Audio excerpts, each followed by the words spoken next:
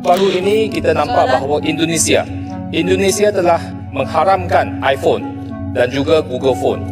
Kerana iPhone atau Google Phone, mereka tidak mematuhi 40% local content. Ini suatu strategi yang saya nampak sangat kreatif dan juga sangat, saya rasa sangat high impact lah. Memberi satu message kepada industri atau pelabur-pelabur yang datang ke Indonesia supaya meningkatkan pasaran kepada syarikat tempatan Indonesia dan juga meningkatkan ekonomi tempatan.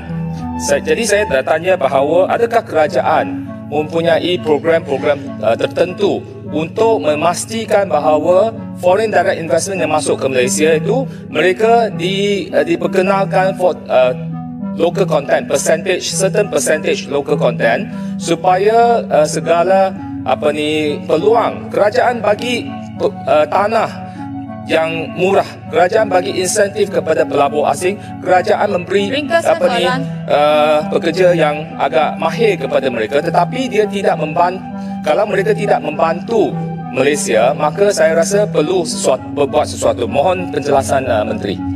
Semua syarikat yang mendapat insentif daripada MIDA sudah pun ditentukan mesti mengadakan localization program.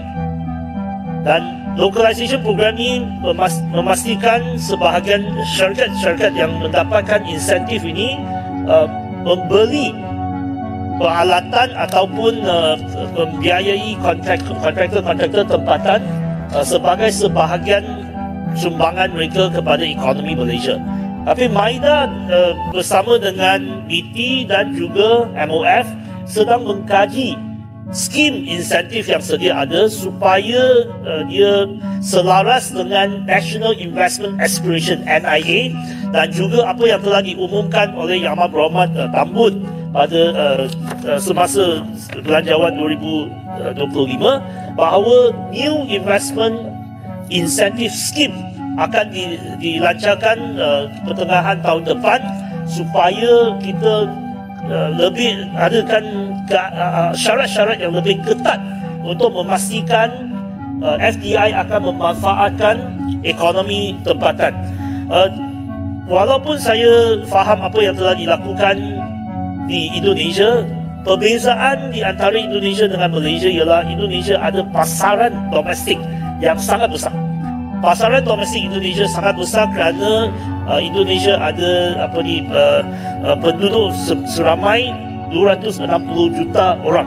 Tapi pasaran tempatan Malaysia tidak sebesar Indonesia, maka apabila kerajaan mereka bentukkan dasar, kita perlu memikir pasaran tempatan dan juga pasaran antarabangsa, maka apa yang dilakukan oleh Indonesia tidak semestinya boleh dilakukan dengan intensity yang sama di Malaysia. iPhone 16s are now illegal in Indonesia. Apple came up around $15 million short for an investment commitment to the country. And now the Indonesian government has fully outlawed the latest iPhones until they pay up and receive the proper licenses. To be clear, this means that even if you're just visiting Indonesia and you have an iPhone 16 that you purchased in your home country, it's still completely against the law. And the public is being urged by authorities to report people they see out and about with them. Granted, it's not super easy to differentiate specifically an iPhone 16 from any other iPhone, so it's hard to gauge just how dangerous it is to use them in public, but also, why risk it? Just keep it in your pants. Assalamualaikum warahmatullahi wabarakatuh. Sebelum Pak Di memberikan semacam sedikit, inilah pendapat pribadi ya, mengenai Parlemen Malaysia ini ternyata sangat memperhatikan perkembangan di Indonesia ya. Bahkan untuk masalah iPhone pun, ini pun menjadi satu hal yang luar biasa bagi mereka. Nah, sebelum ke sana, kita coba tampilkan beberapa komentar dari warganet seperti apa ya.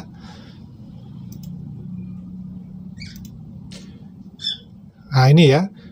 Yang pertama, Malaysia tidak bergantung pada pajak barang masuk dari luar negeri, tapi Malaysia bergantung pada pajak judi, tutu, dan kasino. Sedangkan Indonesia melarang judi beroperasi di Indonesia. Ini pendapat dari orang Indonesia ini ya. Tolak kata serumpun hanya cara Malades untuk ikut memiliki budaya, bahasa, kesenian, dan kuliner Indonesia. Mantap Indonesiaku ya. Bravo Presidenku Pak Prabowo. Sikat Apple jika nggak nguntungin Indonesia. Mantap Indonesiaku.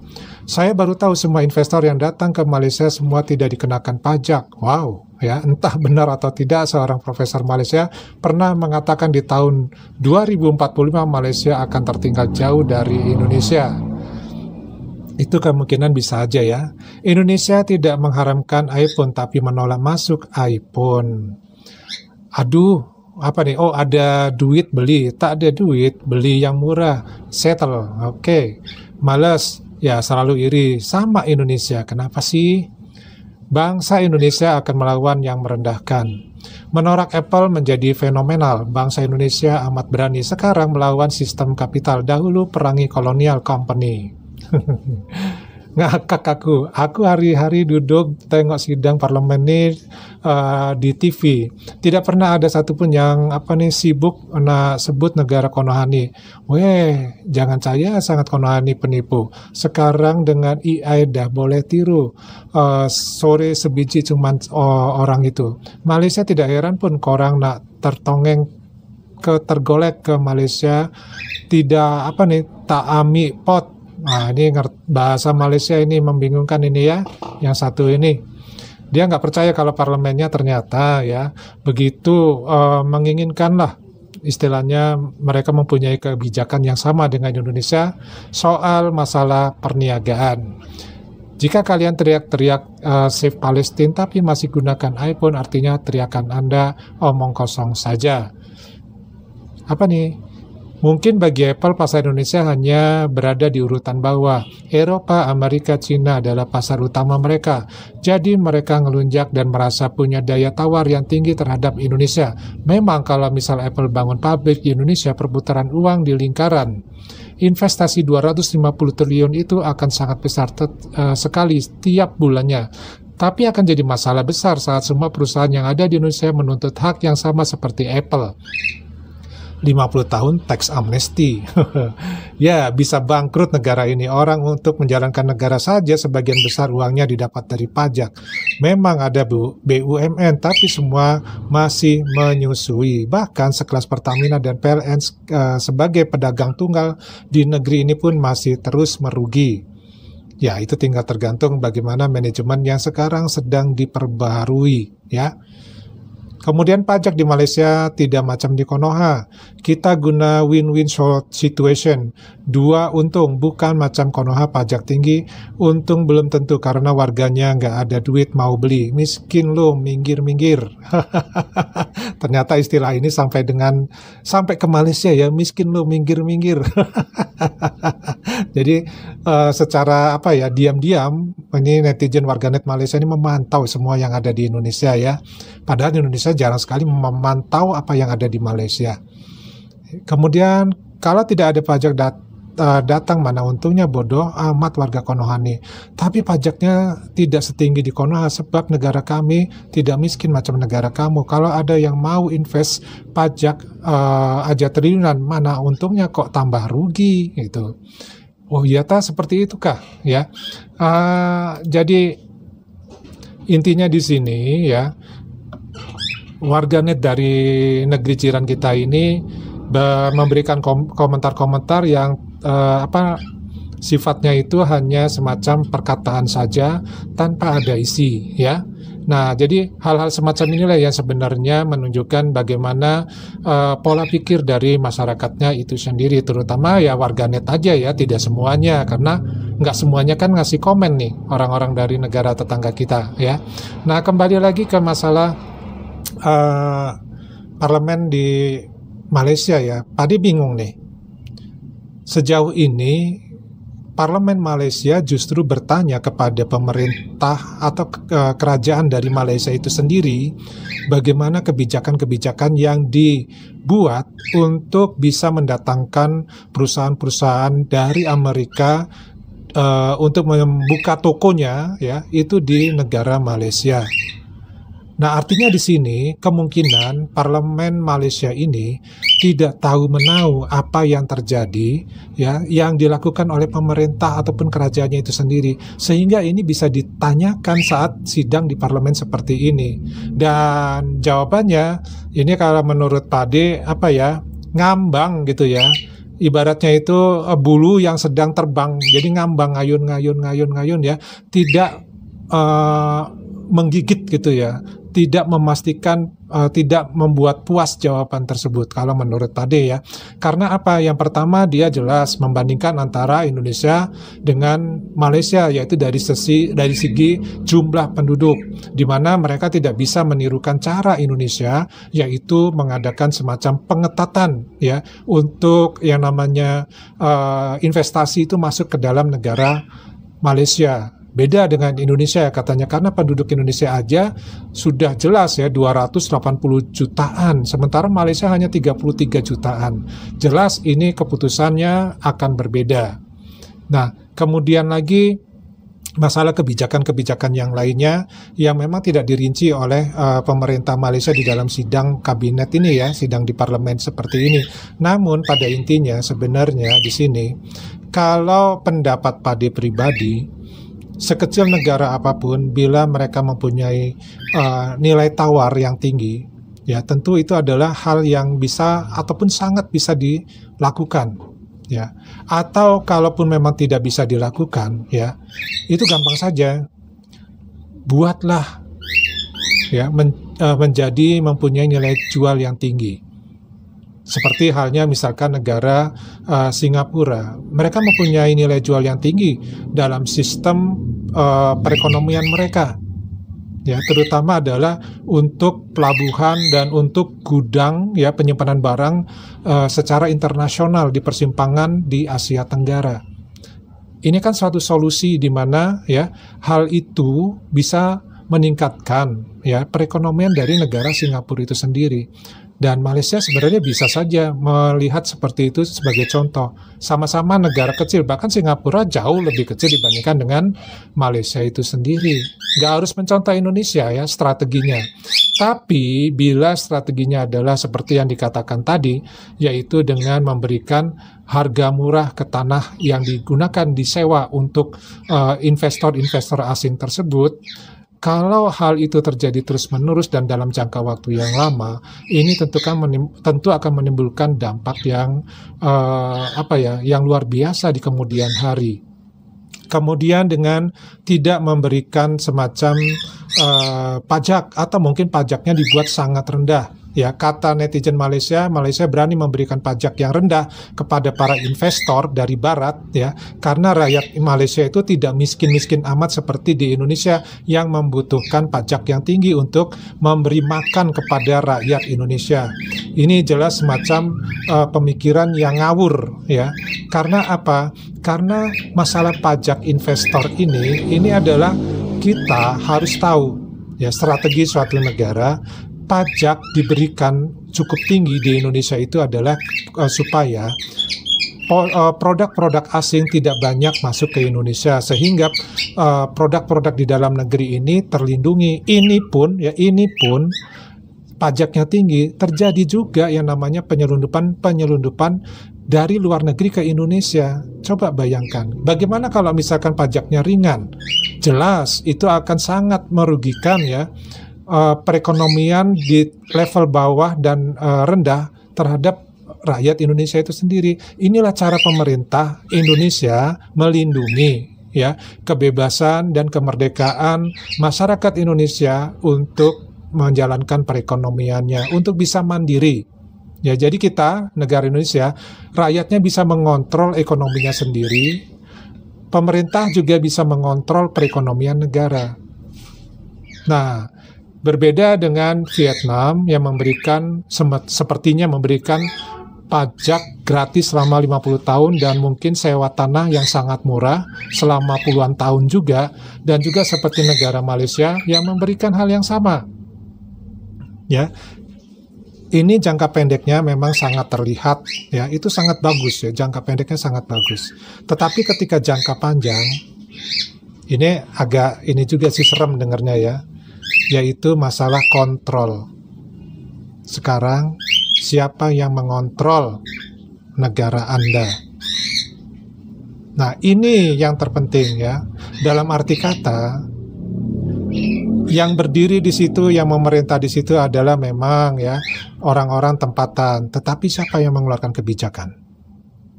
Ya para bisnismen dari Eropa, para bisnismen dari Amerika. Mereka yang mengontrol perekonomian negara. Ini jangka panjangnya akan seperti itu.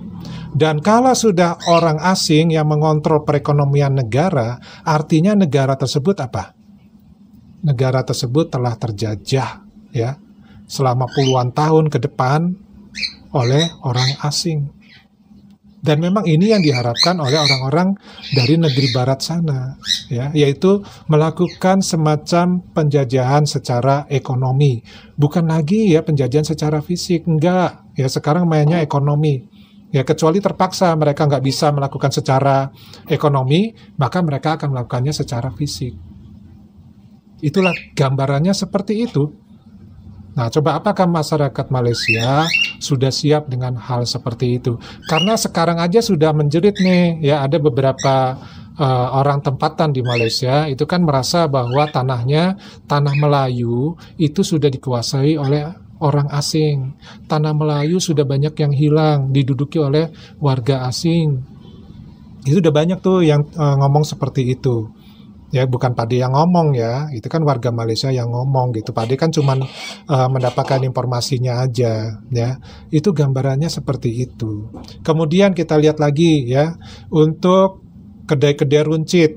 Ini sudah banyak sekali kedai runcit yang memang pengelolanya ya, ini selama ini itu banyak dilakukan oleh warga asing. Kedai runcit yang dimiliki oleh warga tempatan itu jarang sekali terlihat ya di dalam informasi ataupun berita-berita yang ada.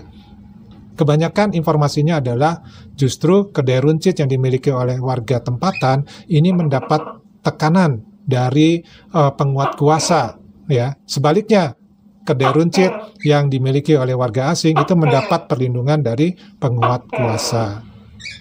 Nah, ini kan artinya apa? Artinya perekonomian sudah ya dikontrol oleh orang asing. Ya mudah-mudahan pendapat ataupun pemikiran Pak De ini salah ya. Pak De harapkan seperti itu ya. Itu mudah-mudahan salah. Karena kalau memang ternyata itu benar di kemudian hari, di tahun-tahun ke depan ya, itu adalah satu hal yang cukup menyesakkan dada kalau hal itu terjadi. Ya karena memang betul ya investasi datang dalam waktu singkat 1-2 tahun ya bisa dinikmati ya oleh warga negara tersebut ya, tetapi di kedepannya coba pikirkanlah kira-kira tindakan apa yang akan dilakukan. Oke, masa waktunya udah habis nih 50 tahun nih misalkan. Kan ganti nih pemerintahan di negara tersebut ya. Kemudian apakah tidak ada penawaran baru untuk hal yang sama diberlakukan karena sudah pernah terjadi ya. Sementara di Indonesia sebenarnya bukan iPhone saja yang ditangguhkan ya untuk bisa masuk ke Indonesia. Sebelumnya adalah Google Phone itu pun sudah tidak boleh ya dipasarkan di Indonesia karena apa? Mereka tidak mau investasi di Indonesia.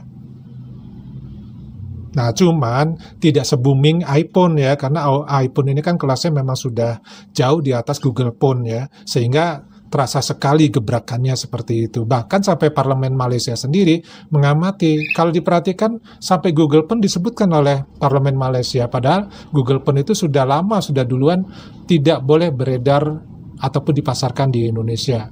Artinya parlemen Malaysia ini memang benar-benar memperhatikan perkembangan ya situasi politik dan ekonomi di Indonesia. Nah, bagaimana nih pendapat teman-teman?